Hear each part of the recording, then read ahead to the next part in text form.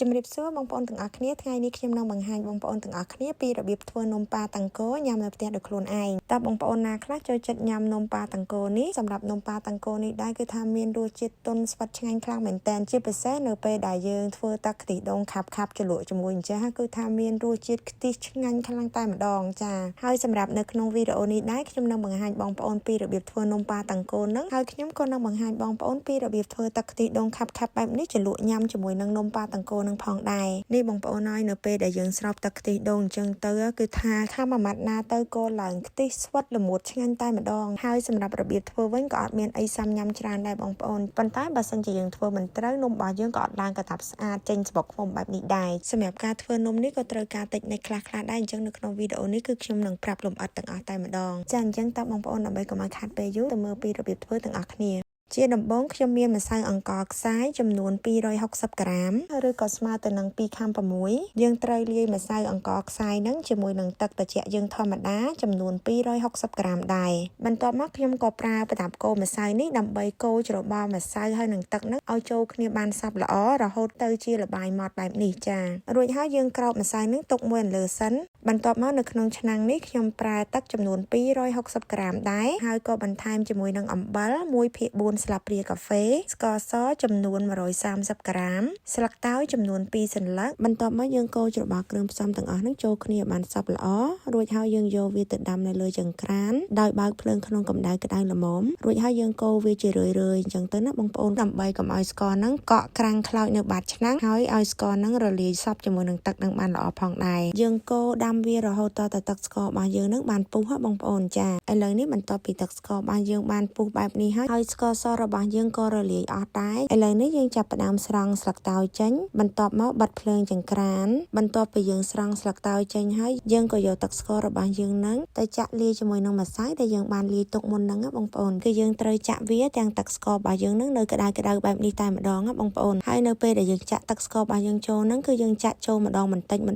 យើងចាក់ចូលបណ្ដាយើងត្រូវកូរច្របល់ជាមួយនឹងម្សៅរបស់យើងនឹងបណ្ដាដើម្បីឲ្យទឹកស្ករហ្នឹងចូលសព្វសាច់ជាមួយនឹងម្សៅរបស់យើងនឹងបានល្អយើងចាក់វាទាំងនៅក្ដៅបែបនេះធ្វើឲ្យសាច់នំរបស់យើងនឹងគឺថាទន់ស្វិតឆ្ងាញ់បានល្អចានេះក៏ជាគន្លឹះសំខាន់ដែរដើម្បីធ្វើឲ្យសាច់នំរបស់យើងនឹងទន់ស្វិតល្អដោយយើងមិនចាំបាច់លាយម្សៅឆាឬក៏ម្សៅអ្វីផ្សេងទេយើងប្រើតែម្សៅអង្ករខ្សាយហ្នឹងប៉ុន្តែសាច់នំរបស់យើងគឺថាទន់ស្វិតឆ្ងាញ់តែម្ដងបន្ទាប់ពីយើងកូរច្របល់ម្សៅយើងបានចូលគ្នាសព្វល្អហើយយើងក្រោបវាទុកមួយលើសិនឥឡូវនេះយើងងាកមកលាយមេនំប៉័ងសម្រាប់មេនំប៉័ងនេះខ្ញុំប្រើ1ស្លាបព្រាកាហ្វេពេញលាយជាមួយនឹងទឹកត្រជាក់យើងធម្មតា2ស្លាបព្រាបាយកូរទឹកហើយនឹងមេនំប៉័ងនឹងបញ្ចូលគ្នាឲ្យបានសព្វល្អ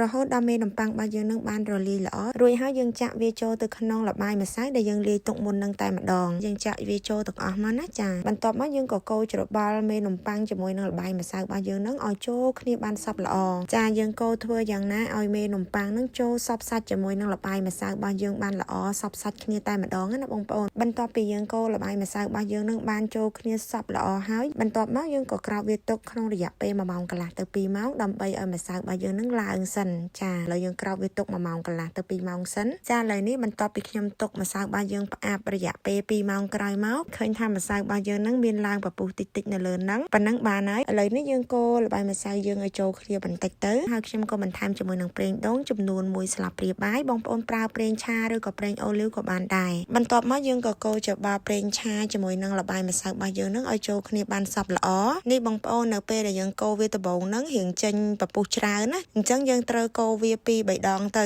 ចាយើងកូរវាតិចដើម្បីឲ្យអស់ពពុះហ្នឹងសិនយើងកូរសម្រាប់2 3ដងទៅពពុះហ្នឹងវាចាប់ផ្ដើមរៀបហើយអស់ពពុះហើយចាំយើងដាក់ចំហុយបើកាលណាយើងចំហុយវាតាំងនៅពពុះច្រើននំរបស់យើងអត់ឡើងបានល្អទេនេះគឺជាថាសសម្រាប់ចំហុយនំរបស់ខ្ញុំគឺខ្ញុំប្រើថាសដែលអត់ជាប់គេហៅ non stick ហើយយើងដាក់ប្រេងនៅលើថាសហ្នឹងបន្តិចទៅយើងជូតវីប្រេងហ្នឹងឲ្យសព្វខ្ញុំប្រើប្រេងដូងយើងលាបប្រេងនៅលើថាសយើងតិចអញ្ចឹងទៅដើម្បីនៅពេលដែលយើងដាក់នំរបស់យើងចូលទៅចំហុយហ្នឹងនៅពេលដែលនំរបស់យើងឆ្អិនយើងឆ្កោះមកវាអត់ជាប់បាត់ថាសបងប្អូនចាហើយនេះល្បាយម្សៅរបស់យើងបងប្អូននៅពេលដែលយើងទុកវាសម្រាប់មួយសន្ទុះទៅយើងកូរបន្ថែមម្ដងទៀតទៅគឺវាអស់ពពុះហើយចាឥឡូវនេះយើងអាចចាក់ល្បាយម្សៅរបស់យើងចូលទៅក្នុងថាសដើម្បីយកទៅចំហុយបានហើយមុនពេលដែលយើងដាក់នំរបស់យើងចូលទៅចំហុយយើងត្រូវដាំទឹកកន្លះឆ្នាំងឲ្យពុះជាមុនសិនបន្ទាប់ពីយើងដាំទឹកនឹងពុះហើយយើងដាក់នំរបស់យើងចូលទៅចំហុយតែ ម្ដងរយៈពេលចំហុយហ្នឹងគឺខ្ញុំចំហុយរយៈពេល40នាទីឥឡូវនេះនៅក្នុងកំឡុងពេលដែលយើងចំហុយនំហ្នឹងខ្ញុំក៏ឆ្លៀតមកធ្វើទឹកខ្ទិះដូងខាប់ដើម្បីជ្រលក់ញ៉ាំជាមួយនឹងនំរបស់យើងតែម្ដងខ្ញុំប្រើទឹកខ្ទិះដូងចំនួន400ក្រាមឬក៏ស្មើទៅនឹង4ខាំលាយជាមួយនឹងម្សៅអង្ករខ្សាយកន្លះស្លាបព្រាបាយម្សៅឆា1ស្លាបព្រាបាយស្ករស1ស្លាបព្រាបាយកន្លះទៅ2ស្លាបព្រាបាយអំបិល1ចុងស្លាបព្រាកាហ្វេស្លឹកតើយចំនួន2សន្លឹកបន្ទាប់មកយើងក៏កូរច្របល់គ្រឿងផ្សំទាំងអស់ហ្នឹងឲ្យចូលគ្នាបានសព្វល្អយើងកូររហូតតតែស្ករសហើយនឹងម្សៅហ្នឹងរលាយចូលគ្នាជាមួយនឹងទឹកខ្ទិះដូងនឹងបានល្អបន្ទាប់មកបានយើងយកទឹកខ្ទិះដូងរបស់យើងហ្នឹងទៅដាំនៅលើចង្ក្រានដោយបើកភ្លើងនៅក្នុងកម្ដៅក្ដៅល្មមហើយយើងនៅតែបន្តកូរវាជារឿយៗអញ្ចឹងទៅដើម្បីកុំឲ្យទឹកខ្ទិះដូងរបស់យើងឡើងកកដុំវាអត់ស្មូតអត់ស្អាតហើយវាអាចជាខ្លោចបាតឆ្នាំងអីអញ្ចឹងទៅអញ្ចឹងហើយយើងត្រូវតែកូរវាជាប់ដៃរហូតដើម្បីឲ្យទឹកខ្ទិះដូងរបស់យើងហ្នឹងឡើងខាប់ហើយល្បាយទឹកខ្ទិះដូងរបស់យើងក៏ម៉ត់បានល្អផងដែរហើយយើងកូរចំអិនទឹកខ្ទិះដូងរបស់យើងហ្នឹងរហូតដល់វាពុះហើយឡើងខាប់ស្មូតបែបនេះបងប្អូនចាហើយនៅត្រង់កន្លែងនេះបងប្អូនអាចភ្លក់មើលរសជាតិបានបើសិនជាស្ទើររសជាតិប្រៃផ្អែមអីបងប្អូនអាចបន្ថែមបន្ថយទៅតាមចំណូលចិត្តរបស់បងប្អូនបានសម្រាប់ខ្ញុំរសជាតិប៉ុណ្ណឹងគឺថាល្មមឆ្ងាញ់តែម្ដងបន្ទាប់មកយើងអាចបិទភ្លើងចង្ក្រានបានហើយយើងនឹងស្រង់យកស្លឹកតើយនឹងចេញចាបន្ទាប់មកយើងអាចចាក់ទឹកខ្ទិះដូងរបស់យើងចូលទៅក្នុងចានមួយទុកមួយឲ្យលើសិននេះបងប្អូនទឹកខ្ទិះដូងរបស់យើងគឺថាឡើងខាប់ស្មូតល្អខ្លាំងមែនតែនអូយដាក់ជ្រលក់ជាមួយនឹងនំរបស់យើងនឹងមកគឺថាខាប់ខ្ទិះត្រូវគ្នាតែម្ដងបងប្អូនចាឥឡូវនេះនំរបស់យើងបន្ទាប់ពីយើងចំហុយ40នាទីហ្នឹងគឺថាឆ្អិនល្មមតែម្ដងហើយបើសិនជាបងប្អូនចង់ដឹងថានំរបស់យើងចំហុយឆ្អិនល្អហើយឬនៅបងប្អូនអាចយកឈើចាក់ថ្មិញចាក់ចំកណ្ដាលថាសនំរបស់យើងរួចហើយដកមកវិញបើសិនជាឈើចាក់ថ្មិញហ្នឹងវាស្ងួតល្អបែបនេះគឺថានំរបស់យើងហ្នឹងចំអិនឆ្អិនបានល្អហើយចានេះបងប្អូននំរបស់យើងគឺថាឡើងល្អខ្លាំងមែនតើយើងមើលទៅតាមឆ្នាំប្រេះហ្នឹងគឺថាឃើញឡើងសម្បុកឃុំស្អាតតែម្ដងហើយខ្ញុំប្រើ spatula វែកជាន់នេះដើម្បីឆ្កឹះយកនំយើងចេញមកវាងាយស្រួលបងប្អូនចានេះបងប្អូនឆ្កឹះមកលើកមកគឺថាអត់មានជាប់បាត់ថាសយើងទេគឺថាឡើងស្មូតល្អមែនតែនតែម្ដងនំរបស់យើងនេះបងប្អូនអើយសាច់នំរបស់យើងឡើងទន់ស្វិតស្មូតហើយឡើងកតាបដោយសម្បុកឃុំអុចស្អាតខ្លាំងមែនតែនតែម្ដងហើយនំហ្នឹងបន្ទាប់ពីយើងចំហុយឆ្អិនហ្នឹងយើងទុកឲ្យវាចុះត្រជាក់បន្តិចសិនទៅចាំយើងឆ្កឹះវាចេញពីថាសបងប្អូន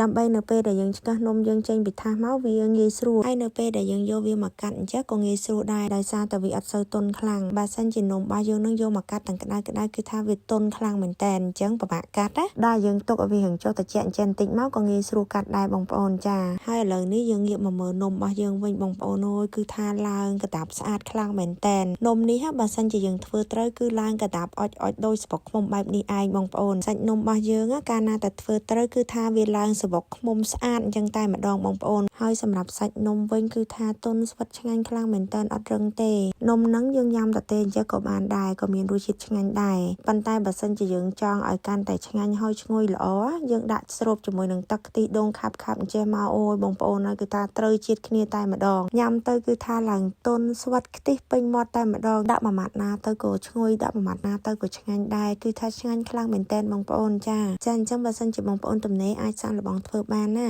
ហើយសម្រាប់វីដេអូបង្ហាញពីរបៀបធ្វើនំប៉ាតង្កូនហ្នឹងគឺមានតែប៉ុណ្្នឹងទេជាចុងក្រោយក៏សូមឲ្យបងប្អូនជួយចុច like និង share វីដេអូនេះបានច្រើនទាំងអស់គ្នាផងហើយនឹងជួយចុច subscribe នៅលើ YouTube Channel របស់នាងខ្ញុំក៏ដូចជាជួយ follow Facebook page ឲ្យនាងខ្ញុំម្នាក់មួយផងអរគុណច្រើនជម្រាបលាជួបគ្នាវីដេអូក្រោយ